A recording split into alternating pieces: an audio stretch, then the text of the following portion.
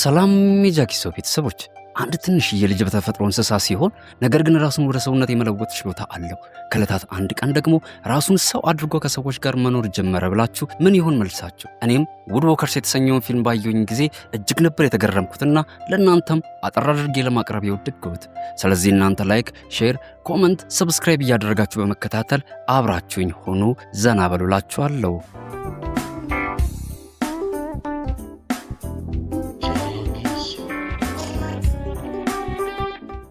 ፊልማችን የሚጀምረው አንድ ክሮግ የተባለ ለየት ያለ ልጅ ከቤተሰቦቹ ጋር የሚኖርበትን ጭር ያለ ተራራማ ስፍራን በማስቃኘት ነው።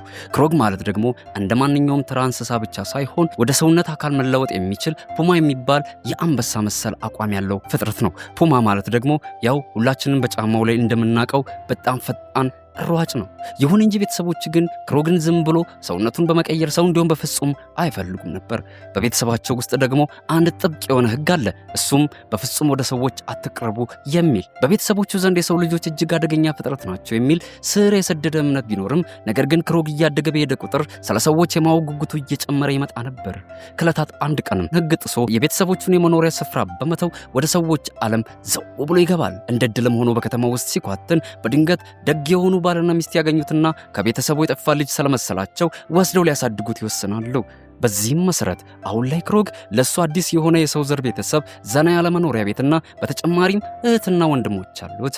ለበርካታ ቀናትም ሰላማዊ የሆነ ህይወትን መምራት ይጀምራል። ከዕለታት አንድ ቀን ግን ጠዋት ላይ ክሮግ ስለ ድንገተኛ የእንስሳት ጥቃትና የዱር እንስሳት ፍጹም ባልተለመደ ሁኔታ ስለሚያሳዩት አስፈሪ ባህሪ እንዲሁም በየስፍራው ባልተጠበቀ ሁኔታ ስለመገለጣቸው የሚዘግብ ዜና ይመለከታል።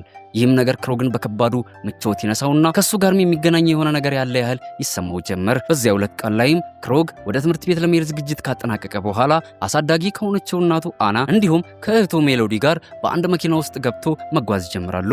በመንገድ ላይም ሳሉ ክሮግ ሁለት አስፈሪ ጥቁር ቁራዎች ከመኪናው ጣራ ላይ በኩል እየበረሩ እነሱን እየተከተሏቸው መሆኑን ያስተውላል። ባያቸውም ጊዜ በውስጡ እነሱም ልክ እንደኔ የተፈጥሮ ቅርጻቸውን የመቀየር ኃይል ይኖራቸው ይሆን እንዴ ብሎ ማሰብ ይጀምራል። እየተጓዙን በመሸባቸው ጊዜ አጠቃላይ ቤተሰቡ በአንድ አነስተኛ ሆቴል ውስጥ ለማረፍ ይወስናሉ። በሆቴል ውስጥም ሆነው ሳለ ክሮግ አንድ እንግዳ የሆነ አስፈሪ ድምፅ ይረብሸውና ከእንቅልፉ ይቀሰቀሳል። ፈጥኖ በመስኮት በኩል ወደ ውጭ ሲመለከት አንድ ሙሉ የተኩላ መንጋ በመንገዱ ላይ እየፈጠኑ መጥተው ወደ አንዲት ጨለማ ወደሆነች የመተላለፊያ መንገድ ሲገቡ ተመልክቶ እጅግ ይደነግጣል። በዚህም ቅስፈት ድንገት ከወዲያ ማዶ በኩል ካለው ህንፃ ላይ የሚገኙ አጠቃላይ የማብራት ኃይሎች ድርግም ብለው ይጠፋሉ። ይህንንም ክስተት ሲመለከት የክሮግ ልብ በፍጥነት መምታት ይጀምራል። ምክንያቱም ይህ ሁኔታ እንዲሁ የተፈጠረ ተራ ነገር እንዳልሆነ ተረድቶታል። በማግስቱም ጠዋት ተነስተው በመጓዝ መላ ቤተሰቡ በስተመጨረሻ ክሊርዋተር ወደ ተሰኘ የሁለተኛ ደረጃ ትምህርት ቤት አካዳሚ ይደርሳሉ። ክሮግም ከመኪናው ልክ እንደወረደ ከፊቱ ባየው ነገር እጅግ ደንግጦ ባለበት ደርቆ ይቀራል። ከመጀመሪያው ጀምሮ እነሱን ሲከታተሏቸው የነበሩት እነዚያ ሁለት አስፈሪ ጥቋቁር ቁራዎች በዚያ ስፍራ ላይም ቀድሞ ደርሰዋል። ይሁን እንጂ አሁን ላይ ግን ሁለቱም ራሳቸውን ወደ ሰው በመቀየር ሴት ተማሪዎች ሆነው ነበር የተገኙት። በመቀጠልም ሊዛ የተባለችው ርዕሰ መምህር መታ ለሁሉም መልካም አቀባበል ታደርግላቸዋለች። ወደ ቢሮም ከገቡ በኋላ ርዕሰ መምህሩ አናን ክሮግን እንዴት ነው ያገኛችሁት በማለት ትጠይቃታለች። አናም ስለ ክሮግ እውነተኛ ወላጆች ምንም የምታውቀው ነገር እንደሌለ ታስረዳታለች። አስቀጥላም ከዓመታት በፊት እሷ በማህበራዊ ጉዳይ ቢሮ ውስጥ ሰራተኛ በነበረችበት ወቅት ክሮግን በፍርሃት እየተንቀጠቀጠ እንዳገኘችው ወደ ቤቷም ወስዳው ባለቤቷን እናሳድገው ብላ እንዳሳመነችው በስተመጨረሻም ይህ ትምህርት ቤት ክሮግን ከሰዎች ጋር እንዲላመድ ይረዳዋል ብላ በማመን ክሊርዋተር ወደ ተሰኘው ወደዚሁ አካዳሚ ይዛው እንደመጣች በእርጋታ ታሳውቃታለች። ሊዛ እና ክሮግም በቢሮ ውስጥ ለብቻቸውን ሲቀሩ ለክሮግ ስለ አካዳሚው የተሰወረ እውነት መናገር ትጀምራለች። ቆፍጠን ብላም በዚህ ትምህርት ቤት ውስጥ የሚገኝ እያንዳንዱ ሰው ሼፕ ሺፍተር ወይም ደግሞ የሰውነት ቅርጽ ቀያሪ መሆናቸውን ታስረዳዋለች። ክሮግም ይህን በሰማ ጊዜ ከእንግዲህ መደበቅ እንደሌለበትና የመጣውም ለሱ ትክክለኛ ወደሆነ ቦታ እንደሆነ ይሰማው ጀመር። በዚህም ቅስፈት ድንገት የትምህርት ቤቱ የማስጠንቀቂያ ደውል በኃይል ይጮሃል። ከዚያም ሊዛ በፍጥነት ወጥታ አናና ሜሎዲ በተከለከለ የትምህርት ቤቱ ክልል ውስጥ ሲንቀዋለሉ ታገኛቸዋለች። በዚህም ተግባራቸው ምንም ደስተኛ ስላልሆነች ረዳቷ በአስቸኳይ ከግቢው እንድታስወጣቸው ትእዛዝ ትሰጣታለች። ቀጥሎም ወደ ውስጥ ዘልቀው ከመግባታቸው በፊት ክሮግ ብዙ የተፈጥሮ ቅርጻቸውን የሚቀይሩ ሰዎች በዚህ ስፍራ ላይ መኖራቸውን ተመልክቶ እጅግ ይደነቃል። በአካዳሚው መተላለፊያ በኩልም እየተጓዘ በመጎብኘት ላይ ሳለ ድንገት ጄፍሪ ከተባለውና ከአጃቢዎቹ ጋር ግጭት ውስጥ ይገባል። በተፈጠረውም ያልታሰበ ግጭት ምክንያት በመካከላቸው ከፍተኛ የሆነ ውጥረት ይቀሰቀሳል። ይሁን እንጂ ግጭቱ ከመባባሱ በፊት ግን ጄምስ የተባለ ሰው መጥቶ መካከላቸው ጣልቃ በመግባት ያረጋጋቸዋል። ከጥቂት ጊዜ በኋላም ትምህርት ቤቱ ለሁሉም በይፋ እንኳን ደህና መጣችሁ ዝግጅትን ያደርግላቸዋል። ፕሮግራሙም ልክ እንዳበቃ አና ክሮግን እቅፍ በማድረግ ተሰናብተው ትሄዳለች። ቀጥሎም አናና ሜሎዲ ወደ መኪናቸው በማቅናት ላይ ሳሉ አጠቃላይ የትምህርት ቤቱን ወጪ በገንዘብ የሚረዳው ሀብታምና ተሰሚነት ያለው ኤንድሪ የተባለ ሰው ወደ ስፍራው ይመጣል። ክሮግም ከኤንድሪ ጋር ይገናኝና በንግግራቸውም ወቅት እሱ ከተራራው የእንስሳት ዓለም ጥሶ የወጣው የፑማ ዝርያ ከመሆን በላይ እጅግ የላቀ ሌላ የህይወት ትርጉም እንዳለ ስለተሰማው መሆኑን ይገልጽለታል። በተጨማሪም እስከዛሬ ድረስ በዚያ ስፍራ ላይ ቢቆይ ኖሮ ማንነቱን በፍጹም ሊያውቅ እንደማይችል ያሳውቀዋል። ከዚህም ውይይታቸው በኋላ ክሮግ በቀጥታ ወደ መኝታ ክፍሉ ይወሰድና ሊዛ መሰረታዊ የሆኑ የአካዳሚውን ህግና ደንቦችን በደንብ ካስረዳችው በኋላ ወጥታ ትሄዳለች። በዚህም ቅስፈት ክሮግ በድንገት ከመስኮቱ ውጭ በኩል ትንሽዬ እንስሳ መኖሯን ይመለከታል። ክሮግም ወዲያው ወደ ውስጥ እንድትገባ ይፈቅድላታል። ይሁን እንጂ እንስሳዋ የእውነት እንስሳ ሳትሆን በመጀመሪያው የቅርጽ ለውጥ ስልጠና ወቅት እንድትረዳው የተመደበችለት ኦሊ የተባለች የሴት መሪው ነበረች። በስልጠናው ክፍለ ጊዜ ላይም አሰልጣኙ ለተማሪዎቹ እነሱ ኃይላቸውን መጠቀም የሚችሉት በስልጠና ሰዓት ብቻ እንደሆነና እነሱን በሚቀየሩበት ጊዜ ሰዎች እነሱን በፍጹም መመልከት እንደሌለባቸው አስጠንቅቆ ያስረዳቸዋል። በመቀጠልም ክሮግ ከሁሉም አስቀድሞ ያለውን የተፈጥሮ ኃይል እንዲያሳያቸው ይጠየቃል። ይሁን እንጂ ክሮግ ከመቀየሩ በፊት ግን ብራደን የተባለው አስቀድሞ ወደፊት ይወጣል። ብራደንም ወደ ጎሽነት የመለወጥ ምታታዊ ኃይል ስለነበረው ወዲያው ተቀይሮ ያሳያቸዋል። ቢሆንም ግን ኃይሉን መቆጣጠር ስለማይችል ከባድ ችግር ውስጥ ይወድቃል። ክሮግም ይህን ነገር ተመልክቶ በራሱ ላይ ጥርጣሬ ይሰማውና ላለመቀየር ይወስናል። ነገር ግን በሊዛ እርዳታ የተነሳ ክሮግ ከእውነተኛ ቤተሰቡ ጋር በጫካ ውስጥ ሆኖ በነፃነት ሲቦርቅ የነበረበትን ያለፈ ታሪኩን ማስታወስ ይጀምራል። እነዚያም የቀድሞ ትዝታዎቹ በውስጡ ያለውን እንስሳዊ ባህሪውን ያነቃቁለትና በስተመጨረሻ ፑማ ወደ ተሰኘው የእንስሳ ዝርያነት ይቀየራል። በዚህም ቅስፈት ርዕሰ መምህሯ ወዲያው ለሁሉም ተማሪዎች በሉ እናንተም ቶሎ ተቀየሩ ብላ ትእዛዝ ትሰጣቸዋለች።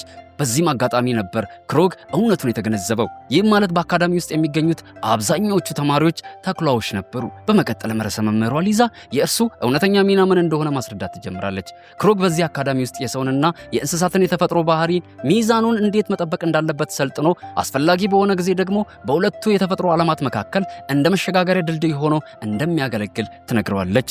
በዚያ ዕለት ምሽት ላይም ክሮግ በመኝታ ክፍል ውስጥ አረፍ ብሎ ሳለ ብራደን ተብዬው ጓዙን ጠቅልሎ ወደሱ ይመጣና በክፍል ውስጥ አብሮት የሚኖር አዲሱ የክፍል ጓደኛው ወይም ደግሞ ደባሉ መሆኑን ይነግረዋል። ቀጥሎም ሆሊ የተባለችው በሩን አንኳኩታ የራስ ሰዓት ደርሷል በሉጡ ብላ ታሳውቃቸዋለች። በምግብ መመገቢያ አዳራሽ ውስጥም ክሮግ ወደ ድመት የመቀየር መታታዊ ኃይል ካለው ዶሪያን ከተባለ ልጅ ጋር ይተዋወቃል። በመቀጠልም ዶሪያን ለኮርግ እኔ የሰው ዘር ከሆኑት ቤተሰቦቼ ጋር ስኖር ልክ እንደ ቤት ድመት ብቻ ነበረ ሲመለከቱኝ የቆዩት። ነገር ግን ከዕለታት አንድ ቀን በእጄ ግዙፍ የሆነ የብረት ማሸጊያ ስከፍት ተመለከቱኝና ሁሉም ነገር መስመር ሳተ በማለት የህይወቱን ታሪክ ያጋራዋል። ክሮግ ደግሞ በአካዳሚ ውስጥ ወደ እንስሳነት ተቀይሮ በመመለስ ማንነቱን ካሳያቸው በኋላ ብዙ ተማሪዎች ትልቅ አክብሮት ቢያሳዩትም አንዳንዶቹ ግን ከነጭራሹ ይፈሩት ነበር። ምክንያቱም በኃይላቸው ደካማ የሆኑ ተማሪዎች ከእርሱ አጠገብ መቆም እንኳን በጣም የሚያስፈራቸው ነገር ነበር። ብዙም ሳይቆይ ደግሞ ወደ ትንሽዬ ፈረስ የመቀየር ችሎታ ያለው አንድ ልጅ ከጄፍሪና ከተኩላ መንጋው ጋር ግጭት ውስጥ ገብቶ የአዳራሹ ሁኔታ አደገኛ መስመር እየያዘ ይመጣል። ክሮግ ወዲያው ልጁን ለመከላከል ሲል በመካከላቸው ጣልቃ ይገባል። ይሁን እንጂ ይህም ነገር ሁኔታውን እጅግ ነበር ያባባሰው። ቢሆንም ግን ጄምስ የተባለው አሰልጣኝ በድጋሚ ምንም ነገር ከመፈጠሩ በፊት በወቅቱ ደርሶ ጸቡን ያቀሰቅዘዋል። በዚያ ዕለት ምሽት ላይ ደግሞ ክሮግን ከፍተኛ የሆነ የጩኸት ድምፅ ከእንቅልፉ ሲቀሰቅሰው እንመለከታለን። በድንጋጤ ክሮግ ዞር ብሎ ሲመለከት ብራደን ተብዬው በተኛበት ሳይታወቀው ወደ እንስሳነት ተቀይሮ አልጋውን ሰባብሮት ይመለከታል። ቀጥሎም ብራደን በተፈጠረው ነገር ራሱ ላይ እየሳቀ ሁኔታውን ቀለል ለማድረግ ሲሞክር፣ ክሮግ ደግሞ መቼም ቢሆን ሰላማዊ የሆነ የእንቅልፍ ምሽት ሊኖረው እንደማይችል ይገነዘባል። በማግስቱም የፍልሚያ ስልጠና በሚወስዱበት ወቅት መጀመሪያ ላይ ብራደን ቀድሞ እንዲፋለም ይመረጣል። ይሁን እንጂ እሱ ግን እኔ ሰላማዊ እንስሳ ነኝ መቼም አልፋለምም በማለት ፍልሚያውን ጥሎ ይወጣል። በመቀጠልም አሰልጣኙ አሁን ድረስ ራሱን በመጠራጠር ላይ ያለውን ክሮግን ወጥቶ እንዲፋለም ይጠራዋል። በዚህ መሃል ኤንድሪ ተብዬ ጣልቃ በመግባት የፑማ ሽንት ያለበትን ከረጢት አምጥቶ ይሰጠዋል።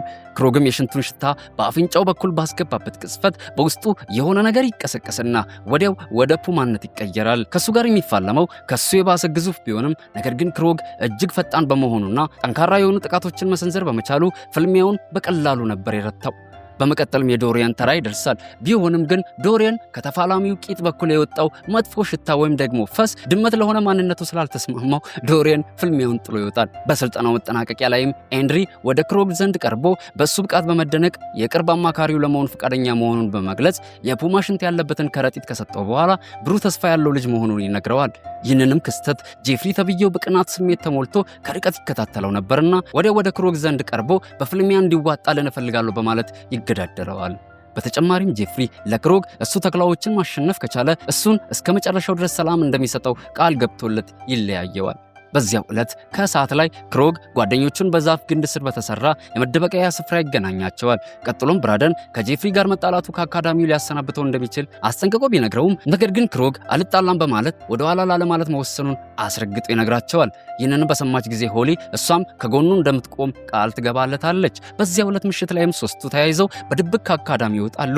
ክሮግም ርቆ ከመሄዱ በፊት እንስሳ የመሆንን ባህሪ ወዲያው ለማነቃቃት የሽንት ከረጢቱን አውጥቶ ያሸትና በቅስፈት ወደ ፑማ ይቀየራል። ወደ መፋለሚያ ቦታው ላይም ሲደርስ ክሮግ ወጥመድ ውስጥ መግባቱን ይገነዘባል። ምክንያቱም ጄፍሪ ለመፋለም የመጣው ብቻውን ሳይሆን መላውን የተኩላዎችን መንጋ እያስከተለ ነበር። ተኩላዎችም በአንድ ላይ ክሮግን ከበውት ሳያስበው ጀርባው ላይ ዘለው በመያዝ ይዘነጣጥሉት ጀመር። ክሮግን በዚህ ሰዓት አደጋ ላይ መሆኑን የተገነዘበችው ሆሊ ብራደንን ከዳገቱ ጫፍ ላይ በመገፍተር ብራደን ወደ ታች ወርዶ ክሮግን እንዲረዳው ታደርጋለች። ብራደንም ሄዶ የተኩላዎችን ስብስብ ትኩረት ወደ ሌላ በኩል ሲበታትነው ክሮግ ደግሞ ባለ በሌለ ኃይሉ መፋለሙን ይቀጥላል። በስተመጨረሻም ብራደን ኃያል እየሆነ ሲመጣባቸው አጠቃላይ የተኩላዎች መንጋ ከስፍራው መሸሽ ይጀምራሉ። በዚህም የተነሳ ጄፍሪ ፍልሚያውን ለመሸነፍ ይገደዳል። በማግስቱ ጠዋትም አሰልጣኝ ጄምስ በርካታ የቆሰሉ ተማሪዎች መኖራቸውን በክፍል ውስጥ ያስተውልና ወዲያው ወደ ሕክምና ክፍል እንዲሄዱ ያደርጋቸዋል። ተማሪዎቹም ለሱ ለአሰልጣኙ የሚሰጡት ምክንያት እጅግ ደካማ ከመሆኑ የተነሳ ሌሊቱን ሙሉ ሲጣሉ እንደነበር ግልጽ ይሆንለታል።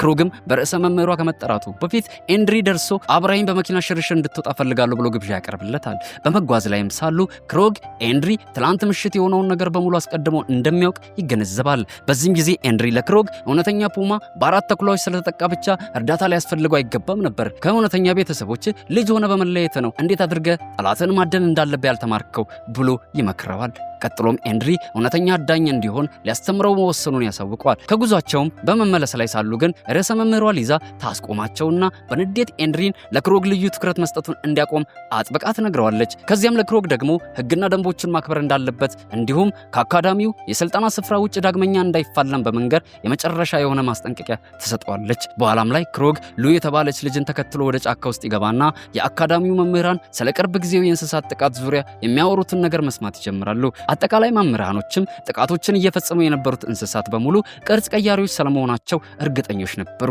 ሰዎች ደግሞ ይህን እውነት ካወቁ የአካዳሚው ደህንነት ያበቃለታል። ስለዚህ ሊዛና የምክር ቤቱ አባላት የሚፈጸሙትን ጥቃቶች በሙሉ በማንኛውም ዋጋ አስቀድመው ለማስቆም ቆርጠው ተነስተዋል። ክሮግም ያኔ ወደ አካዳሚ በሚጓዙበት ወቅት ምሽት ላይ የጄፍሪ የተኩላ መንጋ በሰዎች ላይ ጥቃት ሲሰነዝሩ ማየቱን ይናዘዛል።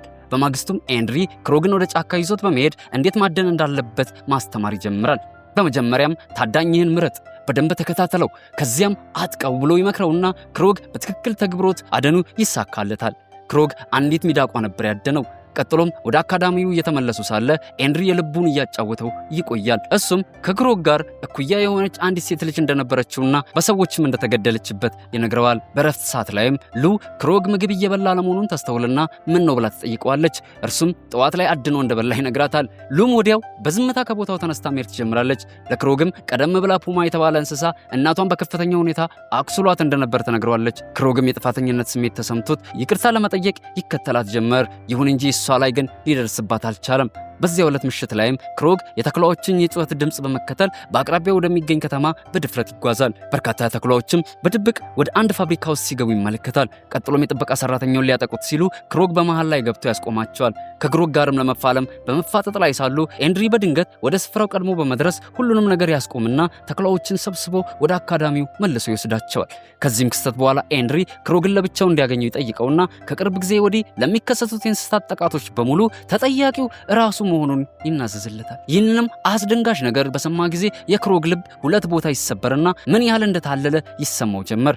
ኤንድሪ ስለ ሁኔታው ማብራራትም ይጀምራል። ከዓመታት በፊት ሚስቱና ልጁ በአንድ አዳኝ እንደተገደሉበት ገልጾ ከዚያ ቀን ጀምሮ ሰዎች የተፈጥሮ መኖሪያቸውን እንዳጠፉትና ለእንስሳት ዝርያ መጥፋትም ምክንያት እንደሆኑ በማመን በሰዎች ላይ ያለውን ከፍተኛ ጥላቻ አንድ ባንድ ዝርዝር አድርጎ ያስረዳዋል። ኤንድሪ እንደሚለው ከሆነ ላለፉት 50 ዓመታት የአካዳሚው ምክር ቤት አባላት ሰዎች ተፈጥሮን እንዲጠብቁ ለማሳመን ደጋግመው ቢሞክሩም ነገር ግን ምንም አይነት ለውጥ አላመጡለትም ነበር። በተጨማሪም ኤንድሪ ሰዎችን ከመግደል ይልቅ ሰዎች የእንስሳትን መኖሪያ የሚያፈርሱበትን ማሽኖችን ለማውደምና ፕሮጀክቶቻቸውን ለማደናቀፍ በሚያወጣው እቅድ ላይ ክሮግም እንዲተባበረው ነበር ዋነኛ ፍላጎቱ። ይሁን እንጂ ክሮግ ግን የማንንም ሰው መጎዳት እንደማይፈልግ ሆኖም ግን ሚስጥሩን በሙሉ ለጊዜውም ቢሆን ሊጠብቅለት እንደሚችል በመግለጽ ፈቃደኛ አለመሆኑን ያሳውቀዋል። በማግስቱም ጠዋት ክሮግ ብራደን በጫካ ውስጥ በሚለማመድበት ወቅት በቅርበት ሆኖ ሊረዳው ይወስናል። ነገር ግን ድንገት ብራደን ክሮግን ሊጠይቁት በመጡ የአሳዳጊ ወላጆቹ መኪና ተገጭቶ ከፍተኛ የሆነ ጉዳት ይደርስበታል። ክሮግን በድንጋጤ ፈጥኖ ወደ እነሱ ዘንድ በመሄድ የተፈጠረውን ነገር በሙሉ ለመደበቅ ከሱ ጋር ተከትለው ወደ ውስጥ እንዲገቡ ይጋብዛቸዋል። በክፍሉ ውስጥም ሳሉ አና አንዲት ትንሽዬ ድንቢጥ የክሮግን ንብረት ስትበረብር ትመለከታለች። በዚህም ቅስፈት ርዕሰ መምህሯ ድንገት ብቅ ትልና በአካዳሚ ውስጥ ተገኝተው የሚያደርጉት ጉብኝት ጥብቅ የሆኑ ሕግና ደንቦችን በመከተል መደረግ እንዳለበት በመግለጽ አናን ትወቅሳታለች። አናም አካዳሚውን ለቃ ከመሄዷ በፊት ለክሮግ እስከ ሳምንቱ መጨረሻ ድረስ በአቅራቢያቸው በሚገኝ ከተማ እንደምትቆይ እሱም በሳምንቱ መጨረሻ መጥቶ እንዲያገኛትና አብሯት ዘና እንዲል ቀጥሮ ታስይዘዋለች። ክሮግን በደስታ ጥያቄዋን ይቀበላል። በኋላም ላይ ኤንድሪ ለክሮግ ደውሎ አንድ ልዩ በሆነ ተልዕኮ ላይ እንዲሳተፍ ጥሪ ያቀርብለታል። ይሁን እንጂ ክሮግ ግን ሰዎች ላይ ጉዳት ማድረስ ፈጽሞ እንደማይፈልግ በግልጽ ነግሮት ግብዣውን ውድቅ ያደርግበታል። ቀጥሎም ክሮግ በራሱ ላይ የመተማመን ስሜት ስላልተሰማው ወዲያው ወደ ጫካ ውስጥ በመሄድ አካላዊ ቅርጹን የመቀየር ልምምድ ማድረግ ይጀምራል። ነገር ግን ድንገት የአንድ አዳኝ ግለሰብ ንብረት የሆነ በራሪ ድሮን ወይም ደግሞ ሰው አልባ በራሪ መሳሪያ ይከታተለው ጀመር። በተጨማሪም አዳኞች ክሮግ ላይ ውሾችን ይለቁበታል። ቀጥሎም ክሮግን ለማዳን ዊንግና ሻዶ የተባሉት ቅርጽ ቀያሪዎቹ በቁራ መልክ እየበረሩ ደርሰውለት ድሮኑን በማጥፋት ለክሮግ ወደፊት መሮጡን እንዲቀጥል ይነግሩታል። ከረጅም አድካሚ ከሆነ ሩጫም በኋላ ክሮግ በኃይል ይዝልና ቁራ ከሆኑ ሴቶች መካከል አንዷ የሆነችው ሻዶ መጣ ልብስ በመስጠት ወደ ሰውነት እንዲመለስ ታግዘዋለች። ክሮግን በጓደኞቹ እርዳታ ወደ አካዳሚው እንዲመለስ ሁኔታዎች ቢመቻቹለትም ነገር ግን ከመድረሱ በፊት ራሱን ስቶ ወደ መሬት ይወድቃል። ኤንድሪ ክሮግ በወደቀበት ስፍራ ላይ ተገኝቶ ስለነበር አንስቶት ወደ ቤቱ በመውሰድ አረፍ እንዲል ያደርገዋል። ክሮግም ወደ ንቃተ ህሊናው እንደተመለሰ ለኤንድሪ ስለ አዳኞቹ ይነግረዋል። ይህንንም ተከትሎ አንድ የሚሰቀጥጥ ሀሳብ በአእምሮ ውስጥ ይመላለስ ጀመር። እሱም በኤንድሪ ቤተሰቦች ላይ የደረሰው አደጋ በእኔም እውነተኛ ቤተሰቦች ላይ ደርሶባቸው ቢሆንስ የሚል ስጋት ነበር። ይህም ፍርሃቱ ሁሉንም ነገር ይለውጥበትና ክሮግም በኤንድሪ እቅድ ላይ ሊተባበር ይወስናል። የመጀመሪያው ተልዕኮ ከመጀመሩም በፊት ኤንድሪ አስደንጋጭ የሆነ ነገር ገለጻ ማድረግ ይጀምራል። የክሮግ እውነተኛ ቤተሰቦች ለጥቃት ታርጌት እንደተደረገባቸው ያሳውቃቸዋል። ቀጥሎም ለክሮግ ቤተሰቦቹን ከጥቃቱ አስቀድመው እንዲያገኟቸው በርካታ ቅርጽ ቀያሪዎችን በፍጥነት ወደ ስፍራው እንደላካቸው ይነግረዋል። እነሱም በሕይወት ካሉ በሰላም እንደሚያገኛቸው ቃል ይገባለታል። ከጥቂት ቆይታም በኋላ አና ለክሮግ ስልክ ደውላ ወሳኝ ቀጠሮ እንዳላት በመግለጽ በሳምንቱ መጨረሻ ላይ ከሱ ጋር የነበራትን ፕሮግራም መሰረዟን ታሳውቃለች። በዚህም ቅስፈት ብራደንና ሆሊ ስለሱ በጣም ተጨንቀው ያለበት ድረስ ሊያገኙት ይመጣሉ። ይሁን እንጂ ክሮግ ግን ቀስ በቀስ ከነሱ መራቅ ነበረ የሚፈልገው። ብዙም ሳይቆይ ደግሞ ክሮግ ከኤንድሪና ከሌሎች አባላት ጋር ሆኖ በተራራማው ጫካ ላይ ወደሚገኘው የማዕድን ማውጫው ስፍራ ይሄዳል። እዚያም እንደደረሱ ኤንድሪ ቡድኑን ለሁለት መክፈል ይጀምራል። ክሮግ የጫካ እንስሳትን እንዲያስፈራራ ሲታዘዝ፣ ጄፍሪና ተኩላዎች ደግሞ ማንንም ሳይጎዱ ሰራተኞቹን ከዚያ ስፍራ እንዲያስወጡ ይታዘዛሉ። መጀመሪያ ላይ ክሮግ ትንንሽ ጥንቸሎችን ከስፍራው እንዲሸሹ ያደርጋቸዋል። ይሁን እንጂ የእሱ አሳዳጊ ወላጆች ግን በአቅራቢያው ላይ ድንኳን ተክለው ዘና በማለት ላይ መሆናቸውን ይገነዘባል። ከዚያም በድንጋጤ ለኤንድሪ ስልክ ደውሎለት ስለ ሁኔታው ያስረዳዋል። ኤንድሪም አሳዳጊዎቹ ከተራራው ማዶ በኩል ሰላም መሆናቸውን ከርቀት አይቶ እንዳረጋገጠ ያሳውቀዋል። ቢሆንም ግን ክሮግ የሆነ ስህተት እንዳለ ስለተሰማው ጥርጣሬ ያድርበታል። በዚህ በኩል ደግሞ ተኩላዎቹ በስፍራው የነበሩትን ሰራተኞች በሙሉ በከፍተኛ ሁኔታ አስፈራርቷቸው ወደ መኪናቸው ውስጥ ገብተው እንዲሸሹ ያደርጓቸዋል። አጠቃላይ ሰዎችም አካባቢውን ጥለው እንደሄዱላቸው ዴሊክ የተባለው የተቆለሉ እንጨቶችን ለመናድ ወደ መኪናው ያቀናል። በዚህም ጊዜ ኮርግ እንጨቶቹ ከተናዱ አሳዳጊ ቤተሰቦቹ ተጨፍልቀው ሊሞቱበት እንደሚችሉ በመግለጽ ከድርጊቱ እንዲቆጠብ ይማጸነዋል። በዚህም ቅስፈት ብራደንና ሆሊ ክሮግን ለመርዳት ወደ ስፍራው እየከነፉ ይደርሳሉ። በተጨማሪም ራሳቸውን ወደ ቁራ ቅርጽ የመቀየር ችሎታ ያላቸው ሻዶውና ዊንግ የተባሉትም ከላይ በኩል እየበረሩ ይመጣሉ። ይህንንም ሁኔታ በተመለከቱ ጊዜ አጠቃላይ ተኩላዎች እጅግ ይደነግጣሉ። የሚያደርጉትም ነገር ለአካዳሚው ሪፖርት ተደርጎባቸው በፍጹም መባረር ስላልፈለጉ የተሰጣቸውን ተልዕኮ በመተው እየፈረጠጡ ከስፍራው ሸሽተው ይሄዳሉ። እዚህም ጋር ሉ መታ ጣልቃ በመግባት ዴሪክን ልታባብለው መሞከር ትጀምራለች። በዚህ ስፍራ ላይ ያሉትን ነገሮች በሙሉ ማውደም ሰዎችን በይበልጥ ኃይል አደራጅተው እንዲዋጉን ያደርጋቸዋል በማለት በጥልቀት ታስረዳዋለች። ይሁን እንጂ ዴሪክ ተብዬው ግን እሷን ሊሰማት በፍጹም ዝግጁ ስላልነበረ ጭራሹኑ ሉን ወደ ኋላ ይገፋት ጀመር። በዚህም ጊዜ ቁራዎች በሁኔታው እጅግ ተቆጥተው ወዲያው ጥቃት መሰንዘር ይጀምራሉ። ዴሪክን በንዴት ወደ ግዙፍ ድብነት ይቀየራል። ቀጥሎም ብራደን ጓደኞቹን ለማገዝ ዘሎ ጦርነት ውስጥ ይገባል። ሆሊም ፍልሚያውን ወዲያው ትቀላቀላለች። ክሮግም ወደ ፑማነት ተቀይሮ ዴሪክን በማስፈራራት ከመኪናው ዙሪያ እንዲጠፋ ያደርገዋል። በዚህም ቅስፈት ኤንድሪ ጣልቃ በመግባት የመኪናውን ጎማዎች ደግፈው የያዙትን እንጨቶች በሙሉ ያስወግዳቸው ጀመር። አጠቃላይ መኪናዎችም መንቀሳቀስ ይጀምራሉ። ክሮግም ኤንድሪ እንጨቶችን እንዲናዱ ማድረጉን ተመልክቶ እጅግ ይበሳጫል። በሱም ምን ያህል እንደተሸወደ ስለተረዳ ኤንድሪን በኃይለኛው ያጠቃውና ሁለቱም በከባድ ፍልሚያ ውስጥ ይሰጥማሉ። ነገር ግን በድንገት ክሮግ አጠቃላይ የተቆለሉ እንጨቶች ከገደሉ ላይ እየተናዱ ከተራራው ላይ በመውረድ አሳዳጊ ቤተሰቦቹ ወዳሉበት ስፍራ እየተምዘገዘጉ መሆናቸውን ያስተውላል። በዚህም ጊዜ ወዲያው መፋለሙን አቁሞ ወደ እንጨቶቹ መክነፍ ይጀምራል። እንጨቶቹም ከተራራው አናት ላይ በኃይል እየተተራመሱ መውረዳቸውን ይቀጥላሉ። አናም ለቤተሰቧ ከስፍራው በፍጥነት እንዲሸሹ በኃይል ጮኻ ልትነግራቸው ትሞክራለች። ይሁን እንጂ ልጇ ሜሎዲ ግን ጆሮዋ ላይ ኤርፎን አድርጋ ስለነበር የእሷን ጩኸት አልሰማችውም። ሁኔታውን ግን ባስተዋለች ጊዜ ለማምለጥ የሚሆናት ምንም ተጨማሪ ጊዜ አልነበራትም። እንጨቶቹም እሷ ከስፍራዋ ከመሸሻው አስቀድመው ወደ እሷ ደርሰው ነበር። ይሁን እንጂ በመጨረሻዋ ሰከንድ ግን ክሮግ በኃይል ወደፊት ዘሎ በመምጣት እሷን ከስፍራው ዘግኖ በማንሳት ከመንገዱ ያስወግዳታል። አናም ወደ ሜሎዲ እየሮጠች በመምጣት ልጇን በሕይወት በማግኘቷ እጅግ ተደስታ ማልቀስ ትጀምራለች። ሜሎዲም በድንጋጤ ሰውነቷ እየተንቀጠቀጠ አንዱ ፑማን ያዳነኝ በማለት ትለፈልፍ ጀመር። ይሁን እንጂ አባቷ ግን አይዞሽ በድንጋጤ ቃሽተሽ ነው እያለ ግግም ብሎ ይሟገታታል። ከጥቂት ቆይታም በኋላ ሉና ሌሎች ጓደኞቹ ክሮግን በጫካ ውስጥ በወደቀበት ራሱን ስቶ ያገኙታል። ለጥቂት ሰከንድ ያህልም የሞተ ነበር የመሰላቸው። ይሁን እንጂ ክሮግ ግን ወዲያው አይኖቹን ገልጦ ሁሉንም በማረጋጋት በረጅሙ እንዲተነፍሱ ያደርጋቸዋል። ቀጥሎም ክሮግ ሙሉ በሙሉ በደንብ መንቀሳቀስ እንደቻለ በፍጥነት የቤተሰቦችን ደህንነት ለማረጋገጥ ወዳሉበት ይከንፋል። በዚህም ጊዜ ኤንድሪም ልክ በሰዓቱ እንደደረሰላቸው በማስመሰል ቦታው ላይ ብቅ ይላል። ይህንንም ተከትሎ ቤተሰቡን ወደ ሆስፒታል የሚወስደው ሄሊኮፕተር ይጠራል። እንደ ድልም ሆኖ ሁሉም ከአደጋው በሰላም ተርፈዋል። ክሮግም ወላጆቹ ደህና መሆናቸውን ካረጋገጠ በኋላ በኃይለኛ ንዴት ወደ ኤንድሪ ዞር ይላል። ከዚያም ለኤንድሪ ከጥቃቶቹ ጀርባ የሱ እጅ እንዳለበት ለርዕሰ መምህሯ እንደሚነግራት እየዛተ ያሳውቀዋል። ይሁን እንጂ ኤንድሪ ግን የክሮግን እውነተኛ ቤተሰቦች የሎውስተን በሚባል ተራሮች ውስጥ እንዳገኛቸውና እነሱም የሚገኙበትን ትክክለኛ ቦታ ለሱ የሚያሳውቀው ሚስጥሩን ከጠበቀለት ብቻ እንደሆነ በመግለጽ አስደንጋጭ የሆነ ምላሽ ይሰጠዋል። ይህም በእንዲህ እንዳለ ርዕሰ መምህሯ ሊዛ በፍጥነት ወደ ስፍራው እንደደረሰች ኤንድሪ ጥቃቶቹን በሙሉ ያቀደው ዴሪክ እንደሆነ በመግለጽ ሁሉንም ጥፋት ከራሱ ላይ በማንሳት በዴሪክ ላይ ይደፈድፋል። ሊዛም ኤንድሪ የነገራትን ነገር ሙሉ በሙሉ ባታምንም ወደ ቦታው ፖሊስ መምጣቱን የሚገልጽ የሳይረን ድምጽ እየተቃረበ መምጣቱን አስተውላ ሌላ ጊዜ ሙሉ ምርመራ እንደምታደርግበት ቃል ገብታ በዝምታ ከስፍራው ትሄዳለች። ወደ አካዳሚውም ሲመለሱ ክሮግና ጓደኞቹ እንደ ጀግና ተቆጥረው ሙገሳ ይቀርብላቸው ጀመር። በጫካ ውስጥ ያደረጉት ተጋድሎም በየቦታው ተሰምቶላቸው ነበር። ቢሆንም ግን ከጭብጨባውና ከሙገሳው ጀርባ ክሮግ አንድ እውነት ተገልጦለታል። ይህም ደግሞ ያሳለፉት ጦርነት ገና ጅማሬው እንጂ ፍጻሜው እንዳልሆነ በደንብ ተገልጦለታል። የፊልሙ መጨረሻ ምን ሊሆን ይችላል የሚለውን ግምት ለኛ በመተው ይህኛው ክፍል ይጠናቀቃል። ቀጣዩን ክፍል ለማየት የምትፈልጉ ቤተሰቦቼ ሐሳባችሁን በኮመንት አሳውቁኝ። በአቀራረቤና በፊልም ምርጫዬ ላይም ያላችሁን ማንኛውንም አስተያየት ለመቀበል ዝግጁ ነኝ። ለቻናላችን አዲስ የሆናችሁ ሰብስክራይብ እንዳትረሱ። ይህንንም ቪዲዮ ላይክ፣ ሼር ማድረጋችሁንም እርግጠኛ ሁኑ። ቀጣይ በሌላ ቆንጆ ፊልም ተመልሰን እንገናኛለን። እስከዚያው ድረስ ግን ሳምንቱ የእናንተው ይሁን። ጃጊሶ ፊልሞች